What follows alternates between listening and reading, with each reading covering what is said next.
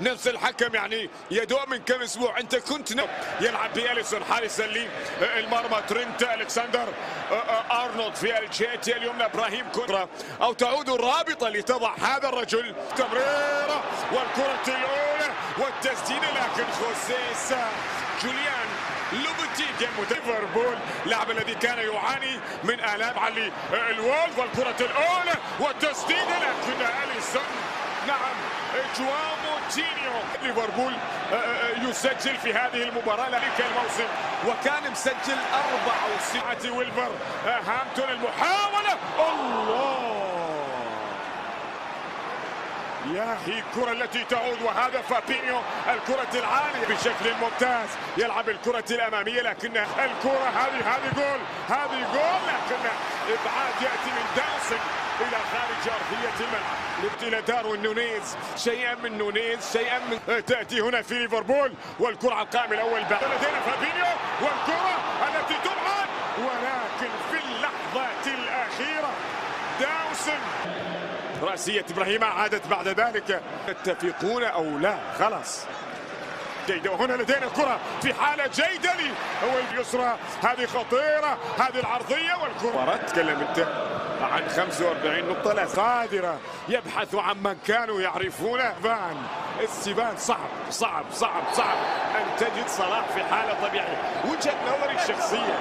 سرابيا تمريرة ممتازة، الهجوم وصلت إلى صلاح، يمر صلاح بشكل ممتاز، جواو موتينيو، الكرة إلى خارج أرضية الميدان، حاولت العبور، صلاح راح مر وجود يعيدها إلى ألكسندر، كرة عرضية من ألكسندر، انتصر على ليفربول في هذا الملعب، وهنا لدينا الكرة مرت من جوته، وبعد ذلك لعب الكرة الأمامية. نيفيش يحاول من خلال المباريات المؤجلة من الأسبوع السابق، إذا ينجح ولفرهامبتون في عملية ضغط، لكن الآن ممكن هذا صلاح يتركها، نعم يتركها إلى ركنية، حل أفضل الرأسية التي أبعدت من سيميدو، ولا زالت إليوت إيمور نونيز، لكنها يأخذها راؤول، لكن فان دايك يتدخل، وخطأ من حكم اللقاء. يعني مساحة هنا ضاقت كل المساحات، والكرة بدأت سيغير شكل المباراة، وصلاح والكرة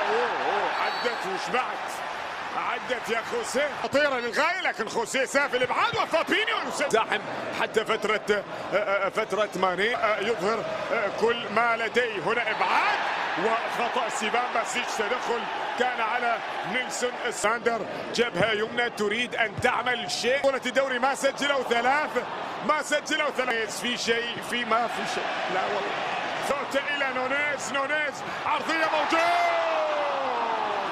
وكاد أن يأتي الرد من إليوت، وكاد تبون ما نحسب هدف نيفيز، كان في شوي على سرابيا، بابلو عرضية مباراة، الأمور صعبة، ولذلك حلاوة هذه الكرة وهذا الدوري بهذا الشكل. ما تدري، حاول، لكن لا زال والكرة مفاتيح صلاح، والعكس صحيح، وصلاح من لمسة واحدة في منتصف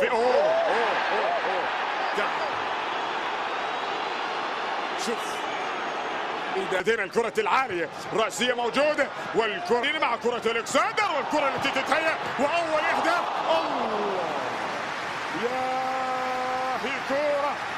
الله يا هي كرة اللي يتواجد فيها جوتا، بدأ يميل بشكل ممتاز. الآن محاولة تلعب ركنية أخرى، ورأسية نونيز برأسية، لكنها إلى خارج، يأتي صلاح يمرر في الجهة لكن يتدخل مع سيمي في الجهة اليسرى، سيميكاس، تدخل موجود من بابلو سرابيا، ويتحصل أيضا على هذه هي تشكيلة ليفربول. هنا جوتا ألكسندر وحده يسدد، الكرة تصطد في داوسن، نعم داوسن هو من يتصدى، يقرر ربما ذلك إن لم يتغير شيء.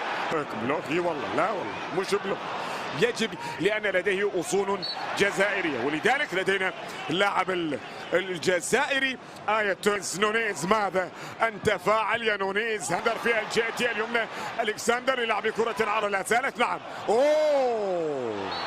على كرة جميلة للغاية، كمال الاجسام. ولدينا كره ومحاولة يعيدها الى حارس مرمى خوسيه سهل، لكن لمينا في منتصف ملعب اللقاء يقدم اداء جيدا. هذه فيها مين اللي شيء. والان هي المباراه الخامسه التي يدير الجهه اليمنى.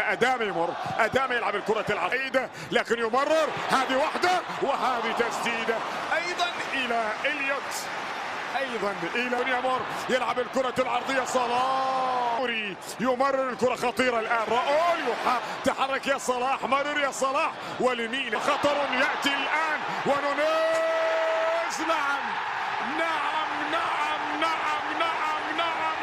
يسجل ليفربول عن طريق داروين نونيز بعد 65. موافقهم فاول. نعم يلغى هدف داروين نونيز. والخطورة موجودة والرأسية من محمد صلاح. هنا الحل. تستمع لي فان دايك. هل كنت نعم هو الأهداف ليفربول عن طريق البرج، عن طريق هذه المطرقة الهولندية التي تسجل الكرة الأولى. ليفربول. هنا صلاح عنده الكرة. صلاح يلعب الكرة العالية على ميكاس. هل يفعلها؟ هل يمرر صلاح؟ الله أخيرا يا مصلوح، أخيرا يا محمد، يسجل ليفربول ثاني الأهداف. سيميكاس في الجهة اليسرى. يا هيكو. بيقول لي هنا السلام عليكم ورحمة الله وبركاته. طلبة وطالبات الصف الثالث الابتدائي، امتحان استرشادي للصف الثالث الابتدائي، فصل الدراسي الأول. بيقول لي هنا ايه بيقول لي السؤال الأول، اختر الإجابة الصحيحة من بين القوسين. رقم 1 7 في 7. 7 في 7 طبعا كلام فاضي. 7 في 7 49. طيب 30 على الخمسة. 30 على الخمسة. 30 لما نوزعها على الخمسة بتديني كام؟ تديني 6. طيب قيمة الرقم 7 في العدد اللي هو ايه؟ اللي هو اللي قدامك 17254. 17000 هي طبعا اللي هي ايه؟ اللي هي آخر واحدة اللي هي 7000. طيب أصغر عدد مكون من 5 أرقام طبعا اللي هو ايه؟ 10000. طيب تعالى كده شوف بيقول لي هنا قياس الزاوية القائمة. طبعا احنا عارفين ان قياس الزاوية القائمة دايما بيبقى كام؟ بيبقى حوالي 90. طيب 7 في 9. 7 في 9 لو انت حافظ جدول الضرب هنقدر نقول 7 في 9 ب63. طيب 2 زائد 70 طبعا 72 زائد 0 يبقى مفيش ولا حاجة، هو 72 زي ما هي. طيب زائد اللي هو ايه؟ زائد اللي هو 1000 يبقى 1072. طيب قياس الزاوية القائمة بيقول لي نقط قياس الزاوية الحادة. طبعا قياس الزاوية القائمة بيبقى أكبر من قياس الزاوية الحادة.